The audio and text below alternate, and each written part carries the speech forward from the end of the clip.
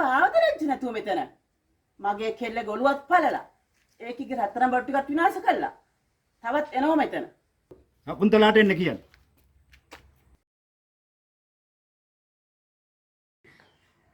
අපෝ කොපිය. මොකද? ඔය අදත් බීලානේ.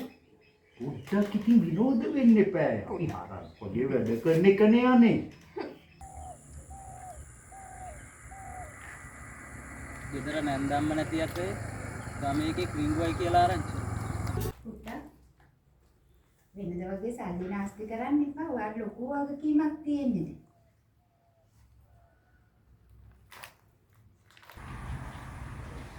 එයාගේ අර රොම්බ ටික තියෙනවනේ. ඒක කියලා නෑ ගන්න.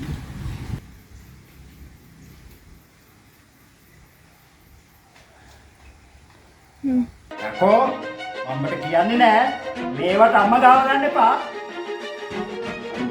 මොන කියන්නේ මේ? යකෝ අම්මලාට බයිනවද? කොයියෝ හොඳ නල්ල මලේ අම්මයි පුතයි. දෙන්නත් එක ගදලා මාව අන්දලා ඒ බන්දෙකුට මාව කසාද බන්දලා දුන්නා මෙතන. අම්මා දාලා ඔක්කොම එකයි. ඔක්කොම එකයි ගමන අම්මානේ. යකෝ කොහෙවත් ඉන්න අම්මලා මෙපා ඔයාට.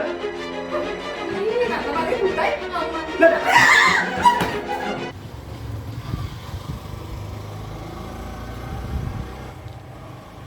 දැන් මොනව කරන්නද? ගිය දේ ගියා. මම ඔබ කොහොම හරි බේර ගන්නම් පුතේ.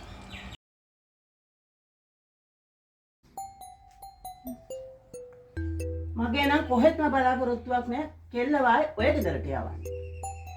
එහෙම කියන්න එපා නංගි. දරුවෝ නැතුව කෙල්ල සාංකාව වගේ. අම්මයි තාත්තයි දෙන්න මොනේ දරුවන්ට. එහෙමයි කියලා කෙල්ල බිල්ලට දෙන්නද කියන්නේ මට?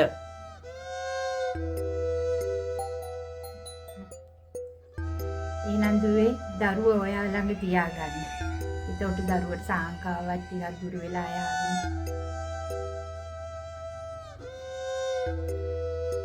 ඔව් අම්මේ. මටත් දරුවා නැතුව සාංකාව වගේ.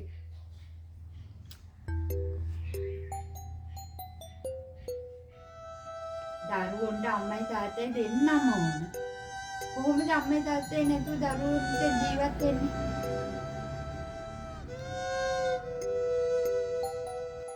තාත්තා කවදද එන්නේ? තාත්තයි පුතේ.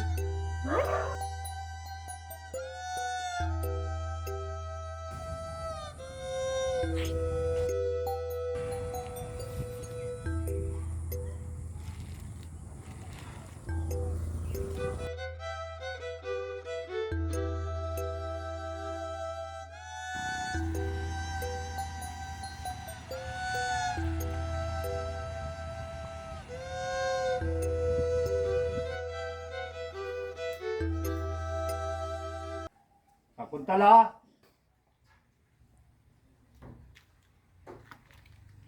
සකුන්තලා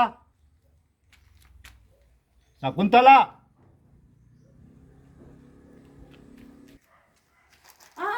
උඹ ආවදලෙච්ච නැතුව මෙතන. මගේ කෙල්ල ගොළුවත් පළලා. ඒකිගේ රත්තරන් බඩු ටිකක් විනාශ කළා. තවත් එනවා මෙතන. සකුන්තලාට එන්න කියන්නේ. මොකද මේ ගමට මෙහෙම කෑ ගහන්නේ? අම්මේ මොකද මේ ගමට මෙහෙම කෑ ගහන්නේ? කපිල එන්න ගෙට ඇවිල්ලා කතා කරන්න. බත් ඵලයන් ගෙට. අම්මේ එහෙම කෑ ගහන හරිය නෑනේ. එන්න කපිල ගෙට ඇවිල්ලා කතා කරන්න. මොනව කතා කරන්නද බල?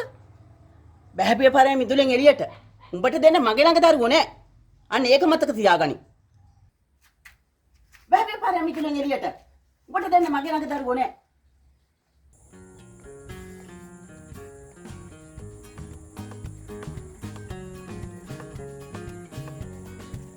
සකුන්තලා අඩේ ගිහින් වගේ. ඔව්. ඇයි? අපි එන්නම් ඒ පැත්තේ. කවුරුත් නැති වෙලාව. කවුරු නැති වෙලාවක? ඒ මොකටද? මේ සිරි මගේ මිනිහා මැරුණේ නෑ. මතක තියාගන්නවා. මැරුණ නැතුණාට තාම හිරිනේ. සකුන්තලා මම සිවිල්.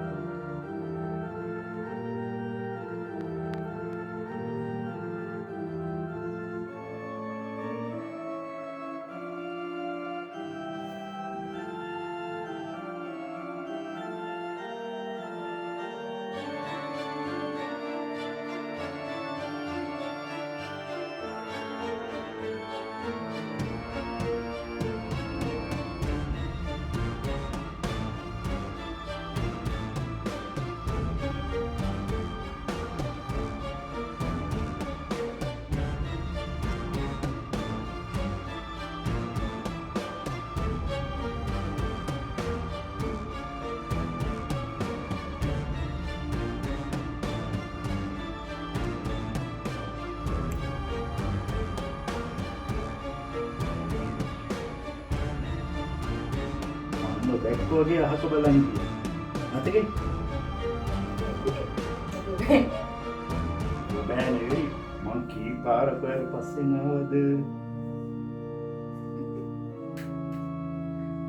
යකෝ මම මොනේ වාඩි පස්සෙන් ඉන්නවා. ඉතින් ඇති. ඒ වුණාට ඊට පස්සෙන්ද මම ගියා. එහෙනම් මම බෙබළු.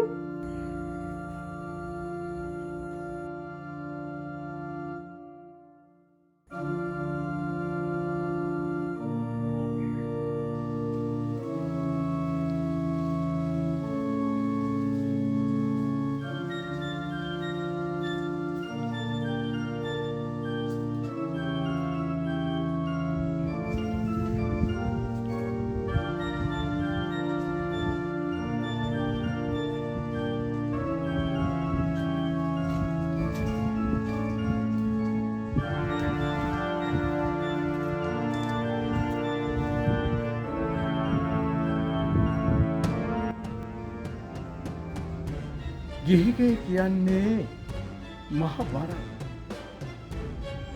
ඉවසීම ප්‍රගුණ කරලා තිබුණා නම් කපිලපාසක මහත්තයාට මේ වගේ ඉරණමකට ගොදුරු වෙන්නේ නැහැ. එහෙම නේද? එහෙම අපේ හා. ගිහිගෙන් මිදීමට නම් තමන්ගේ ඉවසීම ප්‍රගුණ කරන්න.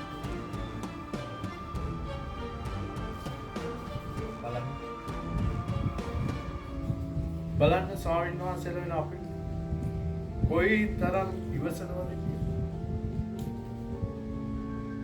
නිකමට කල්පනා කරලා බලන්න. මේ පරිසරය තමයි අපිට ඉවසීම පුරුදු කරන්නේ. ඒ හින්දා මහත්තයෝ මේ ඉවසීම ප්‍රගුණ කළ යුතුයි.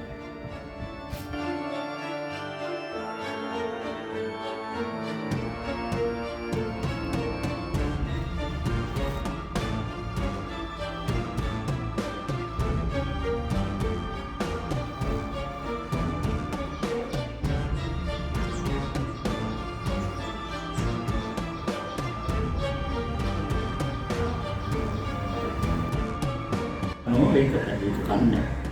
ගුරුලගාව බිස්කට් අපි කන්නේ නෑ. මම ගන්නේ මම ගහලා දෙන්නේ කාට දෙනවද?